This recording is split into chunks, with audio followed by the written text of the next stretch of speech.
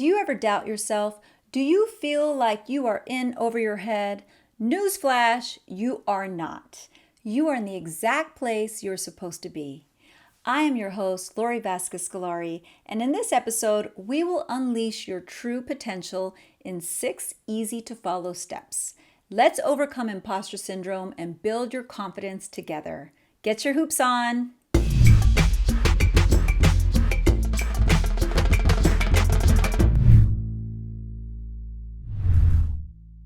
Okay, so I'm at a work conference. I'm sitting in a hotel ballroom with about 500 other educators, and we're about to eat lunch. The woman next to me notices some dude's portfolio has Princeton University's logo on it, and she says, "Oh, I went to Princeton too." And then another guy from across the table says, "I did too. Go Tigers." And then it just basically turns into this epidemic at my table. Everybody went to Princeton. They were all talking and vibing about how their parents went there too. And apparently they run naked outside in the snow or something. Weird things are happening at Princeton apparently. All I knew was this: I could not participate in this conversation. And I'm like, yo, I do not fit in here. So I put my fork down and I thought, uh-oh, I do not belong at this table. Neither of my parents even went to college. Then I was like, dang, do I belong at this conference? Am I qualified to be an educator? What if they find out that I am a fraud? And these people had no clue that I was having the ultimate imposter syndrome moment. To make it worse, I was about to give a workshop presentation right after lunch, and I was not feeling good about myself. But this story has a happy ending, so stay tuned. In this episode, I will discuss why imposter syndrome happens to us, how it actually could be a good thing, and how to overcome it. First, what is it?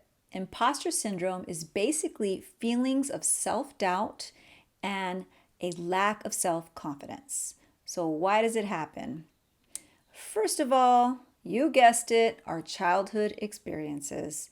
If you grew up being criticized as a kid or not receiving praise for your achievements, you may feel like you are not good enough now as an adult. So when I was growing up, my mom cleaned houses for a living and she was basically in survival mode, and my dad was an alcoholic, so neither went to any of my school-related events. And I remember when I was in high school, I was a pretty decent track runner, and in fact, I competed at the state level in hurdles. And I remember hearing all the parents cheering their kids on in the stands, and I felt like despite all of my achievements here, I am not getting any attention or praise from the two people I wanted to impress the most, my parents. So clearly, this is one of the reasons why I personally have moments of imposter syndrome. Somewhere inside of me, I still may hold a belief system that lacks self-confidence. So to give a contrast, maybe the people at my table from Princeton could be that as children, they were consistently praised for their accomplishments, and it created a belief in them that they are capable and they are competent. While a child who is frequently criticized may develop a belief that they are not good enough or deserving of praise. So while our beliefs may become more entrenched as we get older, they are not fixed or immutable. In other words, we can change our beliefs. We are the boss of our thoughts. That's the first reason. Number 2 reason: if you are a perfectionist, you are likely to experience imposter syndrome because you may always feel like you're falling short no matter how much you achieve. And this happens because you're afraid of failing. And also, you're probably comparing yourselves to others. The third reason imposter syndrome happens to us, it's something called stereotype threat. And if you're from an underrepresented group, you may feel like you are not good enough because of the negative stereotypes that exist about people like you. So for example, when I was sitting at that Princeton table, no one looked like me or grew up in a low-income environment like me. So I started to doubt myself. And here's what was happening in my brain. My internal voice was saying, "Girl, they are going to find out that you're from the hood and that you do not belong here."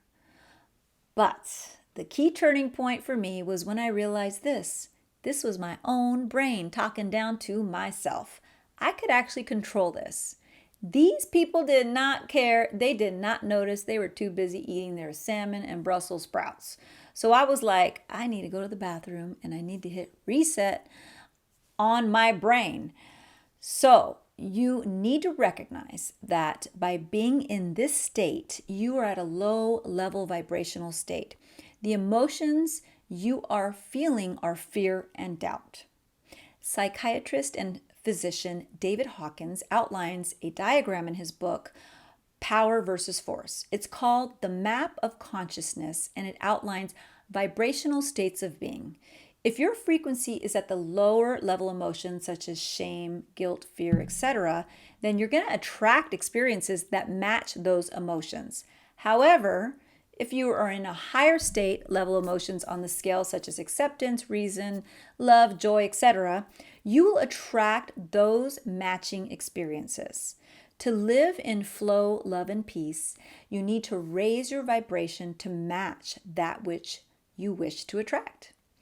All right, so here are 6 practical steps you can use when imposter syndrome creeps up on you. First, recognize that you are the master of your thoughts and you have the absolute power here. Here's what I did. I went to the bathroom stall with my notepad and I started writing down all of my accomplishments. I soon realized, wait, okay, they all went to an Ivy League private college, but do any of them have doctorates? No, I do. Are they the dean of the students of the largest college in the state of California? No, but I am. Did they overcome homelessness in their lifetime? Likely not. The list went on and on. So then I said to myself, shoot, I'm kind of amazing. I shifted my energy in that moment from low level emotions to high vibe ones, and I felt an energy shift in my body. So here is tip 1. Make a list of all of your accomplishments, including the barriers that you have overcome in life. I walked out of that bathroom stall feeling super fly. That's 1. 2, shift your thinking about imposter syndrome. Here is the positive spin. If you are having it, that means you are trying something new outside your comfort zone. You are growing and learning a new job, a new skill, or maybe something that no one in your family has done before. So you are breaking barriers. And keep doing that. So pat yourself on the back, because if you are experiencing imposter syndrome, that means you are a chingona, aka you are fierce. Third tip, be okay with messing up. Tell yourself this: I am brave. I am new at this, or I've never experienced this before, so I'm gonna make mistakes, but I am okay with that. Remember this: brave mistakes are better than inaction. Embrace failure. Failure is a natural part of the learning process. So after you've tried something new, journal about what areas you wish you did better and process what you learned for the next time. Side note, did you know that Michael Jordan was cut from his high school basketball team? He had lots of failures and setbacks, but he saw them as learning experiences, and you can too. Fourth tip, check yourself before you wreck yourself. How are you holding yourself physically? When I walked out of that stall, I literally told myself, girl, shoulders back, chin up. When I entered the room that I was about to give a workshop in, I imagined my energy filling that room with confidence and positivity. Fifth tip, talk it out with a friend who you know that will help boost your self-esteem. That always helps. And last tip, listen to affirmations about overcoming imposter syndrome. On YouTube, go in and search for Overcoming Imposter Syndrome Affirmations and listen to them anytime. Put your earphones in at work, before you go to sleep, while you're driving. And they say things in those affirmations like, I am confident, I practice self-acceptance, etc., etc. These will impress upon your subconscious mind and have an effect on shifting your belief system. Let's summarize. When imposter syndrome strikes, do this to boost your self-esteem. 1, make a list of your accomplishments and feel them in your energy fields. Number 2, View imposter syndrome as an area of growth and keep pushing yourself to try new things. Number 3, be okay with making mistakes and be committed to learning from them. Number 4, use self-assured body language and fill that room with positive energy before you're going to tackle the task at hand. Number 5, talk with a friend that will help boost you up. And finally, number 6, listen to affirmations that will help boost your self-esteem. Once I personally have followed these steps, I feel like I have truly unleashed a new potential in me. Remember this, your feelings of inadequacy are not based on reality. It is based on your own perception of yourself. So talk yourself up, shift your vibration, and make the internal voice one where you praise yourself. Embrace your strengths, trust in your abilities, and don't let imposter syndrome hold you back. See it as a gift. You got that? I believe you do. As the famous philosopher Beyonce once said, I'm not going to give up. I'm not going to stop. I'm going to work harder because I'm a survivor. That is right, Queen Bee. I am your host, Lori Vasquez-Scalari, and I am sending you high vibe, highly confident energy from my corazón to yours.